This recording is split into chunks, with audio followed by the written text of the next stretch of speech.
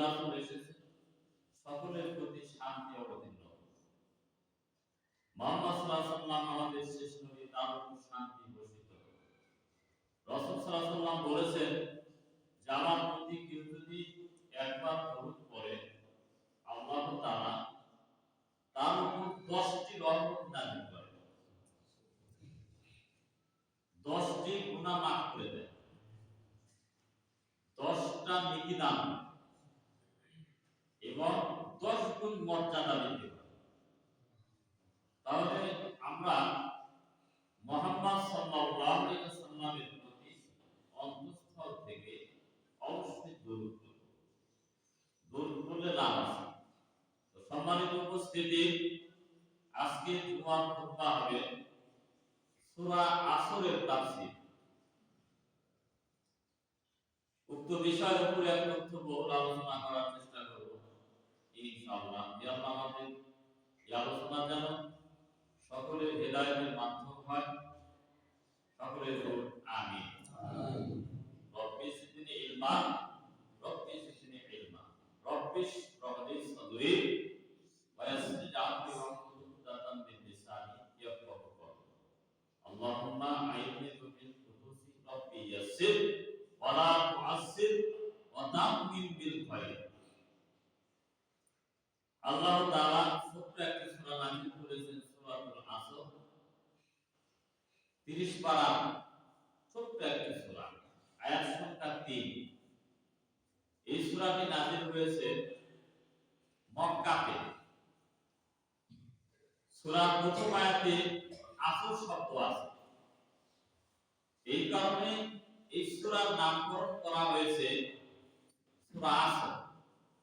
আসর শব্দের অর্থ হলো সময়, কাল, জামানা। তো সময় সম্পর্কে আল্লাহ তাআলা সূরা নাযিল করেছেন।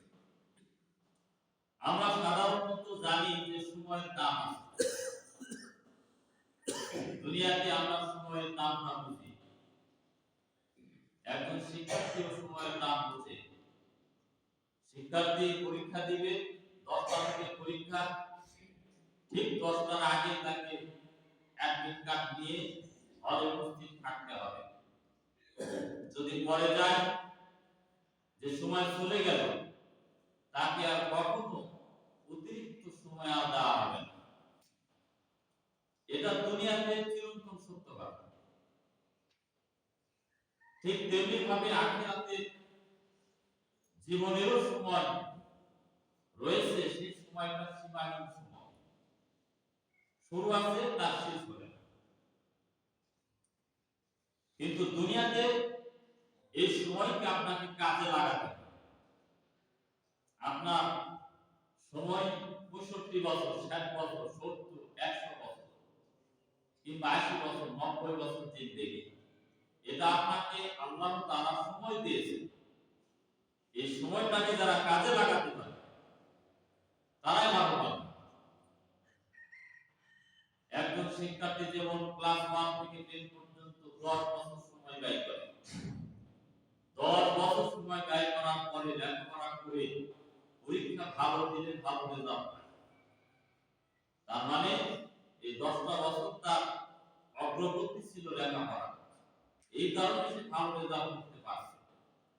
যদি লেখাপড়া ভালো না করত, তার ফলাফল কখনোই ভালো হতো না। ঠিক তেমনি ভাবে আপনার দুনিয়ার জীবনেও যদি আপনি সময়কে কাজে লাগাতে না পারেন, তাহলে এই সময় হবে বৃথা সময়, যা পরকালে আপনার বিপদের কারণ হয়ে দাঁড়াবে। আল্লাহ তাআলা সূরা আসর নামে সূরা নাযিল করেছেন। আসর মানে হচ্ছে কাল, সময়, জামানা। যিনি সময় সৃষ্টি করেছেন, যিনি কাল সৃষ্টি করেছেন, যিনি মাস সৃষ্টি করেছেন, যিনি বছর সৃষ্টি করেছেন, যিনি যুগ জামানা সৃষ্টি করেছেন, সেই মহান আল্লাহ তাআলা এই যুগ জামানা নিয়ে কসম করেছেন। যিনি এগুলো সৃষ্টি করলেন, তিনি আবার এই সময় নিয়ে কসম খাচ্ছেন। আল্লাহ তাআলা বলেছেন, আউযু বিল্লাহি মিনাশ শাইতানির রাজীম, বিসমিল্লাহির রহমানির রহিম, ওয়াল আসর ইন্নাল ইনসানা লাফি খুসর ইল্লাল্লাযিনা আমানু ওয়া আমিলুস সলিহাতি ওয়া তাওয়াসসাউ বিল হাক্কি ওয়া তাওয়াসসাউ বিস সবর। এর সরল অনুবাদ হচ্ছে ওয়াল আসর, সময়ের কসম, জামানার কসম, কালের কসম, ইন্নাল ইনসানা লাফি খুসর, নিশ্চয়ই অবশ্যই মানুষ ক্ষতির মধ্যে রয়েছে। ইল্লাল্লাযিনা আমানু ওয়া আমিলুস সলিহাতি ওয়া তাওয়াসসাউ বিল হাক্কি ওয়া তাওয়াসসাউ বিস সবর, তারা ব্যতীত যারা ঈমান আনে এবং আমলে সলে করে, অর্থাৎ ভালো ভালো আমল করে, ওয়া তাওয়াসসাউ বিল হাক্কি এবং পরস্পরকে সত্যের উপদেশ দেয়, ওয়া তাওয়াসসাউ বিস সবর এবং পরস্পরকে ধৈর্য ধারণের উপদেশ দেয়। অধ্যায় থেকে বোঝা গেল চারটি বিষয়। এই চারটি বিষয় একজন মানুষের ভিতরে, একটা গোষ্ঠীর উপরে, একটা জাতির উপরে যদি থাকে চারটা বিষয়, তাহলে ওই জাতি কখনো ক্ষতি হবে না। যারা এই চারটি বিষয় ধারণ করতে না পারবে, সমস্ত মানুষই, সমস্ত জাতি ক্ষতির মধ্যে নিমজ্জিত হবে। প্রথম বিষয় কি বলেন তো? প্রথম বিষয় হচ্ছে ঈমান। ঈমানের পরে হচ্ছে ভালো আমল, সৎ কর্ম বা সৎ আমল। দুই নাম্বার হচ্ছে পরস্পরকে সত্যের উপদেশ দেওয়া। চার নাম্বার হলো পরস্পরকে ধৈর্য ধারণের উপদেশ দেওয়া। এই চারটি কাজ যদি আমাদের মধ্যে থাকে, আমরা আল্লাহর ভাষায় ক্ষতি থেকে বেঁচে যাব। আর যদি এই চারটি বিষয় আমাদের মধ্যে না থাকে, অবশ্যই অবশ্যই আমরা ক্ষতির মধ্যে নিমজ্জিত হব। আসলে আমরা ক্ষতির মধ্যে আছি, ক্ষতি থেকে আমরা কখনোই বাঁচতে পারতেছি না, কারণ আমাদের ঈমান নাই। ঈমান অর্থ হচ্ছে স্বীকার করে নেওয়া। ঈমানের বিপরীত শব্দ হলো কাফির, অর্থাৎ অস্বীকারকারী। যারা ঈমান এনেছে তাদের সম্পর্কে আল্লাহ তাআলা পবিত্র কোরআন মাজিদে বলেছেন, ইন্নাল্লাযিনা আমানু ওয়া আমিলুস সলিহাতি উলাইকা হুম খায়রুল বারিয়া। সূরা বাইনা ৭ নম্বর আয়াত। নিশ্চয়ই যারা ঈমান আনে এবং সৎ কর্ম করে, উলাইকা হুম খায়রুল বারিয়া, তারাই সৃষ্টির মধ্যে সর্বোত্তম মানুষ। আল্লাহর ভাষায় বোঝা গেল যারা ঈমান এনেছে এবং ভালো ভালো আমল করেছে, তারাই সৃষ্টির মধ্যে সবচেয়ে উৎকৃষ্ট মানের মানুষ, তারাই হচ্ছে উত্তম মানুষ। আল্লাহ তাআলা বলেন, ওয়ালাউ আন্না আহলাল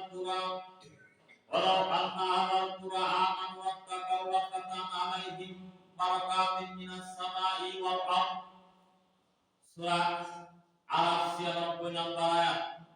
আর যদি জনপদের অধিবাসীরা ঈমান আনত এবং তারা যদি আল্লাহকে ভয় করত, তাহলে আমি আল্লাহ তাআলা আসমান এবং জমিনের বরকত সমূহ খুলে দিতাম। অধ্যায় থেকে বোঝা গেল যে যারা ঈমান এনেছে এবং আমরাও যদি এখন ঈমান আনি এবং ভালো ভালো আমল করে থাকি এবং আল্লাহকে ভয় করি, তাহলে আল্লাহ তাআলা বলেছেন যে আসমান এবং জমিনের যত বরকত আছে আমি খুলে দেব। দেখেন বরকত কি জিনিস? সৌদি আরবের দিকে তাকাবেন। সৌদি আরবে এখন ইসলাম অনেক নষ্ট হয়ে যাচ্ছে, কিন্তু সেখানে অল্প হলেও ইসলাম প্রতিষ্ঠিত আছে। এই ইসলাম প্রতিষ্ঠিত হওয়ার কারণে, আল্লাহর ভীতি, ভয় ভীতি প্রতিষ্ঠিত থাকার কারণে দেখেন ওই দেশের মানুষের সুখ শান্তি। আল্লাহর কোরআনের কথা সত্য। যারা ঈমান আনবে এবং আল্লাহকে ভয় করবে, আসমান জমিনের বরকত আল্লাহ খুলে দেবে। যারা ঈমান আনবে না, যারা আল্লাহকে ভয় করবে না, আসমান জমিনের বরকত সংকুচিত হয়ে যাবে, বরকত নষ্ট হয়ে যাবে। তাহলে আমাদের কারণে বরকত নষ্ট হবে, আবার আমাদের কারণে কিন্তু আল্লাহ তাআলা বরকত বৃদ্ধি করে দেবে। দেখেন আফগানিস্তানের দিকে তাকাবেন। আফগানিস্তান অনেক আগে এই স্বৈরাচার শাসক দ্বারা নির্যাতিত হয়েছে এক সময়, যারা মানসিক অত্যাচার নির্যাতন বাকপন্থীদের শাসন চলেছিল সেখানে এখন বর্তমান ইমানদার মানুষেরা শাসন ক্ষমতায় আসছে, আসার পরে ওই দেশের সংবাদ আপনি শুনে দেখেন কি পরিমাণে উন্নয়নের দিকে তারা আগায় গেছে। যেখানে কোনো রাস্তাঘাট জীবনে কোনদিন কল্পনাও করেনি যে পাহাড়ের ধার দিয়ে রাস্তা করা সম্ভব, কিন্তু সেই দেশের মানুষেরা ইসলাম প্রতিষ্ঠিত করার পরে এত উন্নয়ন হয়েছে বিজ্ঞানের দিক দিয়ে, সকল দিক দিয়ে, কৃষি চাষাবাদের দিক দিয়ে তারা উন্নত হচ্ছে এবং খনিজ পদার্থ আহরণ করছে। সকল দিক দিয়ে আল্লাহ তাআলার রহমত বরকত ওই দেশের উপর করতেছে।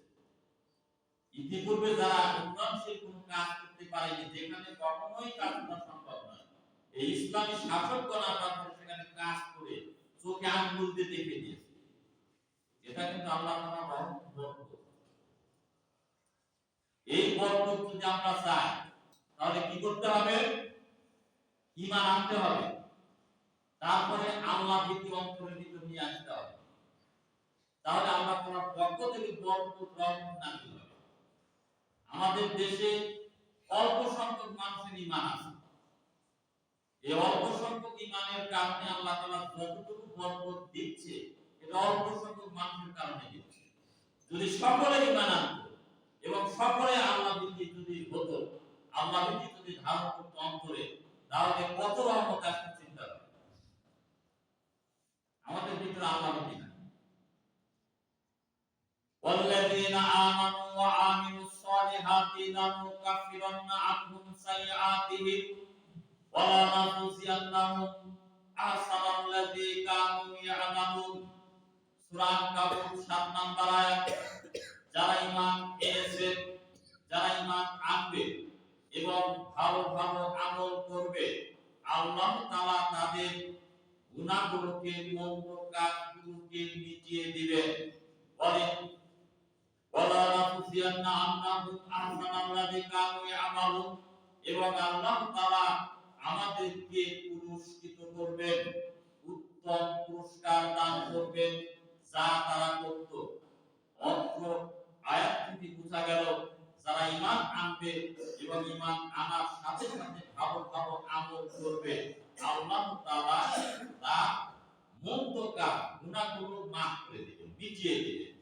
তার আমলনামা থেকে এই গুনাহগুলো একবারে ডিলিট করে দিবেন এবং তাকে পুরস্কৃত করবেন। ফাল্লাযীনা আমানু ওয়া আমিলুস সালিহাতি লাহুম মাগফিরাতুন ওয়া রিজকুন কারীম। সূরা হজ 50 নম্বর আয়াত। সুতরাং যারা ঈমান আনবে এবং ভালো ভালো আমল করবে তাদের জন্য রয়েছে ক্ষমা এবং সম্মানজনক জীবিকা। অত্র আয়াত থেকে বোঝা গেল যে যারা ঈমান আনবে, ঈমান আনার সাথে সাথে ভালো ভালো আমল করবে, আল্লাহ তাআলা তাদেরকে ক্ষমা করে দিবেন এবং তাদেরকে উত্তম রিজিক দান করবেন। ওয়া'দাল্লাহু আল্লাযীনা আমানু ওয়া আমিলুস সালিহাতি লাহুম মাগফিরাতুন ওয়া আজরুন আযীম। আল্লাহ তাআলা বলেন সূরা মাইদা 9 নম্বর আয়াত, আল্লাহ তাআলা ওয়াদা করেছেন, আমাদেরকে ওয়াদা দিয়েছেন যারা ঈমান আনবে এবং ভালো ভালো আমল করবে তাদের জন্য রয়েছে ক্ষমা এবং মহা পুরস্কার। যারা ঈমান আনবে এবং ভালো ভালো আমল করবে তাদের জন্য কি আছে? আল্লাহ তাআলার পক্ষ থেকে ক্ষমা আছে এবং তাদেরকে মহা পুরস্কার দান করবে। সেই পুরস্কার দুনিয়াতে হতে পারে কিংবা আখিরাতে চূড়ান্ত পুরস্কার, মহা পুরস্কার আল্লাহ তাআলা আমাদেরকে দান করবে। তাহলে ঈমান আনা কত বড় জরুরি কাজ দেখেন। ঈমান যে কত বড় একটি দামি সম্পদ এটা বোঝা যাবে মৃত্যুবরণ করার পরে। এখন আমরা বুঝতে পারব এটা বোঝা যাবে কোথায়? যখন আপনি মৃত্যুবরণ করবেন, যখন মালাকুল মাউত আপনার সামনে আসবে, হাজির হবে, আপনার সাথে মুলাকাত করবে, সেই দিন ওই সময় আপনি বুঝতে পারবেন যে ঈমানের দাম কত এবং ভালো ভালো আমল করার দাম কত, মর্যাদা কত।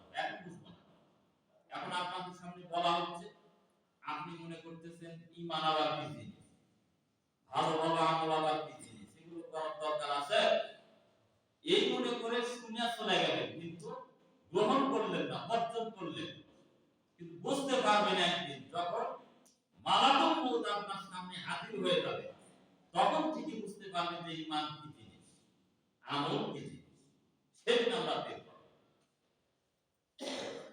রাসূল সাল্লাল্লাহু আলাইহি ওয়াসাল্লাম বলেছেন, যে ব্যক্তি আল্লাহ তাআলার উপর ঈমান আনবে এবং আখিরাত দিবসের প্রতি ঈমান আনবে, তাকে বলা হবে তুমি জান্নাতের ৮টি দরজার মধ্য দিয়ে যে কোনো দরজা দিয়ে তুমি ইচ্ছা প্রবেশ করো। কত বড় দামি কথা আল্লাহর নবী সাল্লাল্লাহু আলাইহি ওয়াসাল্লাম বলেছেন, যারা ঈমান আনবে আল্লাহ তাআলার প্রতি এবং কিয়ামতের দিবসের প্রতি, যেদিন আমাদেরকে উঠতে হবে, আল্লাহ তাআলার সাথে সাক্ষাৎ করা হবে, আল্লাহ তাআলার সামনে দণ্ডায়মান হতে হবে, বিচার হবে, সেই দিনকে যারা ভয় করবে এবং আমল করবে, নবী সাল্লাল্লাহু আলাইহি ওয়াসাল্লাম বলেছেন সে যেন জান্নাতের ৮টি দরজার মধ্যে যে কোনো দরজা দিয়ে ইচ্ছা প্রবেশ করবে। আনাস রাদিয়াল্লাহু তাআলা আনহু হতে বর্ণিত, তিনি বলেন, রাসূল সাল্লাল্লাহু আলাইহি ওয়াসাল্লাম বলেছেন, আমার আকাঙ্ক্ষা হয়, আমার ইচ্ছা হয়, যদি আমার ভাইদের সাথে আমার সাক্ষাৎ হতো। তখন সাহাবায়ে কেরাম জিজ্ঞাসা করলেন, হে আল্লাহর নবী সাল্লাল্লাহু আলাইহি ওয়াসাল্লাম, আপনার ভাই আবার কারা? আমরা কি আপনার ভাই হই? রাসূল সাল্লাল্লাহু আলাইহি ওয়াসাল্লাম বললেন, তোমরা তো আমার সাহাবী, আমার ভাই হলো তারা যারা আমাকে না দেখে আমার উপর ঈমান এনেছে, তারাই হচ্ছে আমার ভাই। বলেন সুবহানাল্লাহি ওয়া বিহামদিহি। তাহলে আমরা আল্লাহ নবী সাল্লাল্লাহু আলাইহি ওয়াসাল্লামকে কখনো দেখিনি, না দেখে তার উপর ঈমান এনেছি, নবী সাল্লাল্লাহু আলাইহি ওয়াসাল্লাম বলেছেন তারা হচ্ছে আমার ভাই। এখন শুনলেন যে ঈমানের মর্যাদা শুনলেন। এখন যারা ঈমান আনে না, তারা ওই সমস্ত লোক, তারা কোন শ্রেণীর মানুষ? যারা ঈমান আনে তাদের মর্যাদা নবী সাল্লাল্লাহু আলাইহি ওয়াসাল্লাম বর্ণনা করলেন এবং আল্লাহ তাআলা বর্ণনা করলেন। এখন যারা ঈমান আনে না, তারা কোন প্রকৃতির, তারা কোন শ্রেণীর মানুষ? আল্লাহ তাআলা বলেন, ইন্নাল্লাযীনা কাফারু মিন আহলিল কিতাবি ওয়াল মুশরিকিনা ফি নারি জাহান্নামা খালিদিনা ফিহা উলাইকা হুম শাররুল বারিয়া। সূরা বাইনা ৬ নম্বর আয়াত। নিশ্চয়ই যারা আহলে কিতাবদের মধ্য থেকে যারা কুফরি করেছে এবং মুশরিক, তারা জাহান্নামে অনন্তকাল থাকবে, জাহান্নামের আগুনের মধ্যে তারা চিরকাল থাকবে। উলাইকা হুম শাররুল বারিয়া, তারাই হচ্ছে সৃষ্টির মধ্যে নিকৃষ্ট মানুষ, তারাই হচ্ছে সৃষ্টির মধ্যে ইতর শ্রেণীর মানুষ।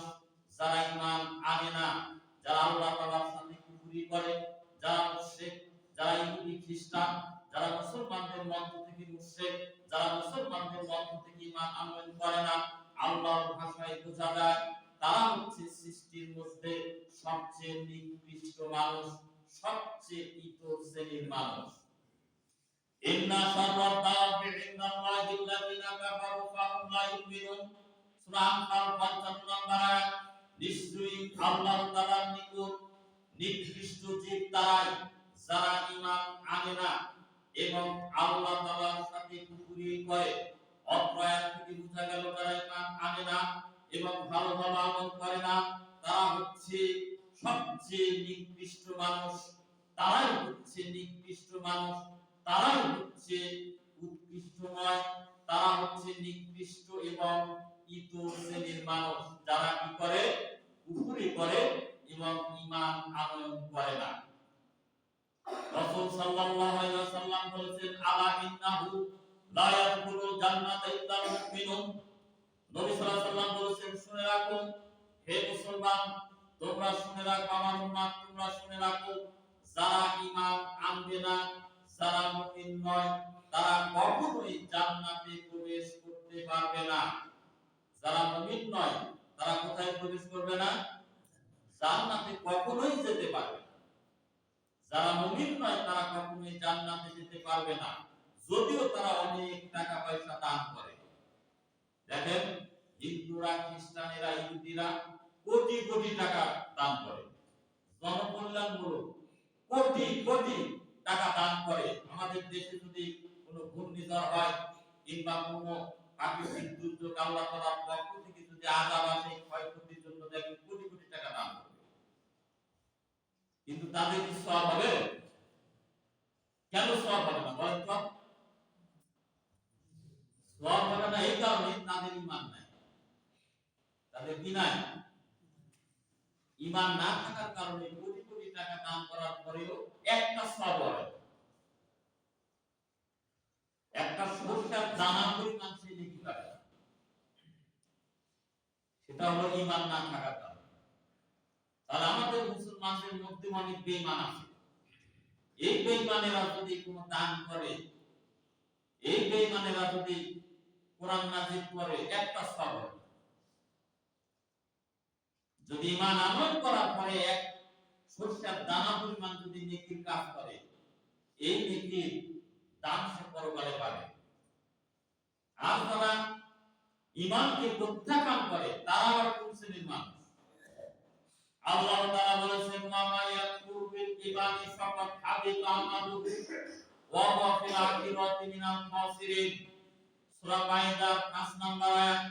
আর যে ব্যক্তি ঈমান আনতে অস্বীকার করে, ফাকাদ হাবিতা আমালুহু, অবশ্যই তার যাবতীয় আমল বাতিল করা হবে। ওয়া হুয়া ফিল আখিরাতি মিনাল খাসিরিন, এবং সে আখিরাতে ক্ষতিগ্রস্তদের অন্তর্ভুক্ত হবে। যারা ঈমান আনে না, ঈমান আনতে অস্বীকার করে, দেখেন মুসলমানদের মধ্যে বহু বেঈমান আছে। বেঈমানেরা টাকার লোভে ঈমান বিক্রি করে দেয়। ঈমান বিক্রি করে দিয়ে লক্ষ লক্ষ টাকার বিনিময়ে ইসলাম ধর্ম ত্যাগ করে খ্রিস্টান ধর্ম গ্রহণ করেছে। এই বেঈমানের কোনো জানাজা তো হবেই না। এই বেঈমানের যাবতীয় আমল বাতিল ঘোষণা করা হবে কিয়ামতের ময়দানে। এবং আমরা যারা নামধারী মুসলমান হয়ে বসে আছি, এরাও কিন্তু ঈমান আনে না। এই বেঈমান যদি মারা যায়, তার জীবনের ৬০ বছর ১০০ বছর জিন্দেগি যত যদি কোনো আমল থাকে, সমস্ত আমলকে বাতিল করে বন্ধ করা হবে, বাতিল হিসাবে আখ্যায়িত করা হবে কিয়ামতের মাঠে। তাহলে ঈমান কত বড় জরুরি একটি বিষয়। এই ঈমানের প্রতি আমরা যত্নশীল কেউ না। ঈমানকে যত্ন করতে হবে। আপনি যখন জমিতে চাষাবাদ করবেন, ওই ফসলের যদি যত্ন না করে, কখনোই ওই ফসল ভালো হবে না। আগাছা পরিষ্কার করলে ওই ফসল ভালো হবে, আপনি লাভবান হতে পারবেন। ঠিক তেমনি ভাবে আপনার ঈমানের পরিচর্যা করা দরকার। ঈমানের পরিচর্যা কিভাবে করবেন? ঈমানের পরিচর্যা হলো বেশি বেশি ভালো আমল করা। ঈমানে মানুষের মরিচা পড়ে, যেমন লোহার জিনিসপত্রে মরিচা পড়ে নষ্ট হয়ে যায়, ঠিক তেমনি ভাবে মানুষের অন্তরে মরিচা পড়ে যায়। এই মরিচা দূর করার জন্য, ঈমানের উপর যে মরিচা পড়েছে, এই মরিচা দূর করার জন্য আপনাকে ভালোভাবে আমল করতে হবে। ৫ ওয়াক্ত সালাত আদায় করতে হবে, দান সাদাকা করতে হবে, আর কুরআন মাজিদ তিলাওয়াত করতে হবে। সকালে ফজরের সালাত করে কুরআন মাজিদ তিলাওয়াত করবে। আমরা অধিকাংশ মুসলমান কি করি? ফজরের সময় ঘুমিয়ে থাকি। অথচ রাসূল সাল্লাল্লাহু আলাইহি ওয়াসাল্লাম বলেছেন, ফজর থেকে শুরু করে সূর্যোদয়ের আগ পর্যন্ত বরকত নাযিল হয়। কি নাযিল হয়? আল্লাহর পক্ষ থেকে বরকত নাযিল হয়। আর মুসলমানের সন্তানেরা ওই সময় ঘুমিয়ে থাকে, গরু ছাগলের মতো ঘুমিয়ে থাকে। সূর্য উদয় যখন হয়ে গেল ৭টা ৮টার দিকে ঘুম থেকে ওঠে। আর রাসূল সাল্লাল্লাহু আলাইহি ওয়াসাল্লাম বলতেছেন যে বরকত নাযিল হয় কোন সময়? ফজর থেকে সূর্য উদয়ের আগ পর্যন্ত বরকত নাযিল হয় আল্লাহ তাআলার পক্ষ থেকে। আপনি ঘুমিয়ে আছেন, আপনার উপর বরকত নাযিল হবে?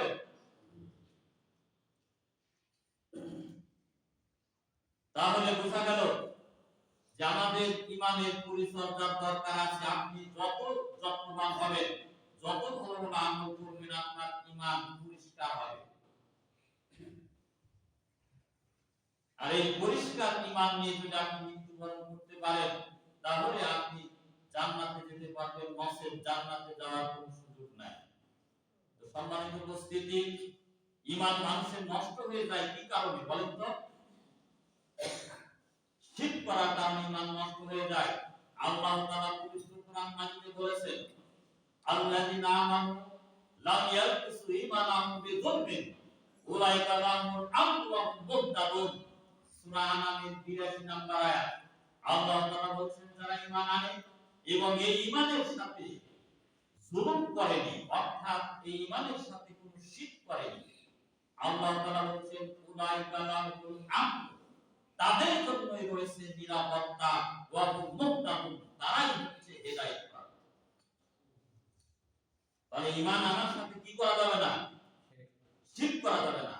ঈমান যারা এনেছে, আনার পরে যারা শিরক করছে, নিজের উপর জুলুম করছে। কি করছে? জুলুম করছে। জুলুমটা কি? যেমন ধরেন দুনিয়ার দৃষ্টিতে আপনাদেরকে বোঝায়, আমি যদি আপনার উপর অত্যাচার নির্যাতন করি, এটা কি হবে? আপনাকে আঘাত করলাম, আপনার জোর করে জমি দখল করলাম, আপনার বাড়ি ঘর পুড়িয়ে দিলাম, এটা জুলুম নয়? আপনার উপর অত্যাচার করলাম, এটা জুলুম নয়? তো আল্লাহ তাআলা বলেছেন যে ব্যক্তি ঈমান আনতে জুলুম করে, জুলুমটা কি? দেখেন লোকমান হাকিম তার ছেলেকে বলছে, ইয়া বুনাইয়া, হে আমার ছেলে, লা তুশরিক বিল্লাহ, তুমি আল্লাহর সাথে শরীক করবে না। ইন্না শিরকা লা যুলমুন আযীম, নিশ্চয়ই শিরক হচ্ছে বড় জুলুম। তার শিরক করা দেখেন কত বড় জুলুম। যেমন অত্যাচার আপনার উপর করা হয়, ঠিক আপনি নিজের উপর অত্যাচার করেছেন। কি দ্বারা?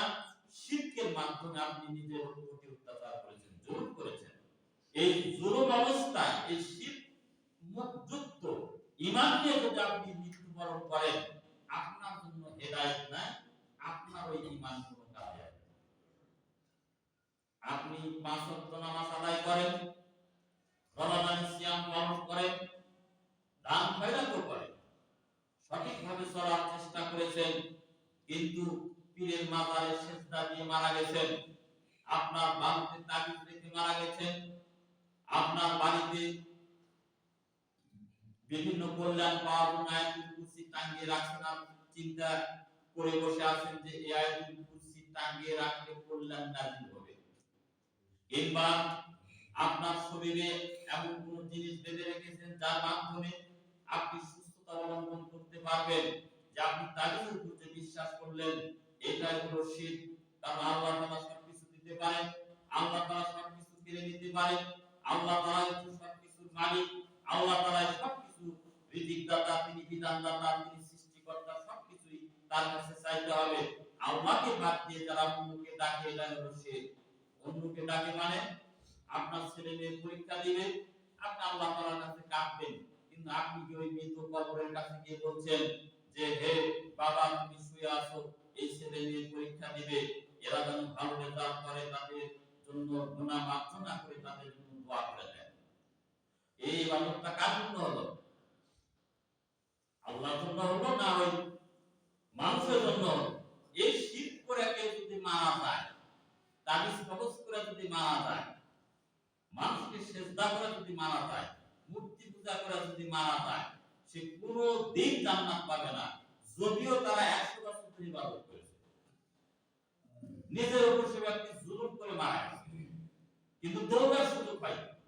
হ্যাঁ, কেউ যদি শিরক করার পরে তওবা করে, আল্লাহ তাআলা তাকে মাফ করে দিবেন, কিন্তু তওবা না করে মারা গেল, তার কোনো মাফই নাই। ইন্নাহু মান ইউশরিক বিল্লাহি ফাকাদ হারামাল্লাহু আলাইহি জান্নাতা ওয়া মাওয়াহুন নার ওয়া মা লিয-যালিমিনা মিন আনসার। নিশ্চয়ই যে ব্যক্তি আল্লাহ তাআলার সাথে শরীক করে মৃত্যুবরণ করবে, তার জন্য জান্নাত হারাম এবং তার বাসস্থান হলো জাহান্নাম। ওয়া মা লিয-যালিমিনা মিন আনসার, এবং জালিমদের জন্য কোনো সাহায্যকারী থাকবে না। এর দ্বারা বোঝা গেল যারা নিজের প্রতি শিরক করে তারা হলো জালিম। তারা কি? মানুষের উপর অত্যাচার করা, যে অত্যাচার করে সে ব্যক্তিও জালেম। আমি যদি আপনার উপর অত্যাচার করি, নির্যাতন করে, আমি জালেম। আর যে ব্যক্তি শিরক করে নিজের জীবনকে ধ্বংস করেছে, সেও জালেম। আর এই জালেমদের জন্য সাহায্যকারী কিয়ামতের মাঠে পাওয়া যাবে। তাহলে বিষয়টা কিন্তু ভাবার বিষয়। মানুষের ঈমান যে কিভাবে নষ্ট হয়ে চলে গেছে মানুষ জানেই না, নামাজ পড়েও কাজ হবে। তাহলে ইমান কি পরিচর্যা করার দরকার আছে না নাই? আপনার ইমান নষ্ট হয়ে কি কারণে, এই বিষয়গুলো আপনাদের জানা দরকার। ইমান মানুষের নষ্ট হয়ে যায়, এমনকি এমন ভাবে ইমান নষ্ট হয়ে তার অন্তর থেকে বের হয়ে চলে গেছে, সে কাফের অবস্থায় আছে, মরে যাবে, জাহান্নামে চলে যাবে।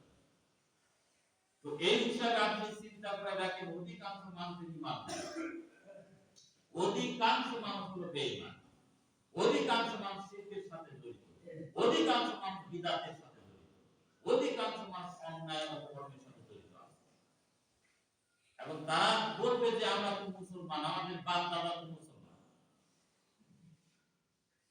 আসলে কিছু মুসলিম মুসলিম নয়। এটা হলো এক নম্বর বিষয়। আল্লাহ তাআলা বলছেন যে চারটা বিষয় যারা সঠিকভাবে ধারণ করবে তারা ক্ষতি থেকে, দুনিয়ার ক্ষতি থেকে এবং আখিরাতের ক্ষতি থেকে আল্লাহ তাআলার পক্ষ থেকে নিরাপত্তা পাবে। এক নম্বর বিষয় আমাদেরকে মজবুত করতে হবে, সেটা হলো ঈমান। দুই নাম্বার হচ্ছে আমলে সালেহ করতে হবে। আমলে সালেহের ক্ষেত্রে আমাদের মধ্যে গন্ডগোল।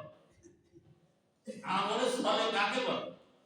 নেক আমল কাকে বলে? নেক আমল হচ্ছে আল্লাহ এবং তার রাসূল সাল্লাল্লাহু আলাইহি ওয়াসাল্লাম প্রদর্শিত পথে ইবাদত করা।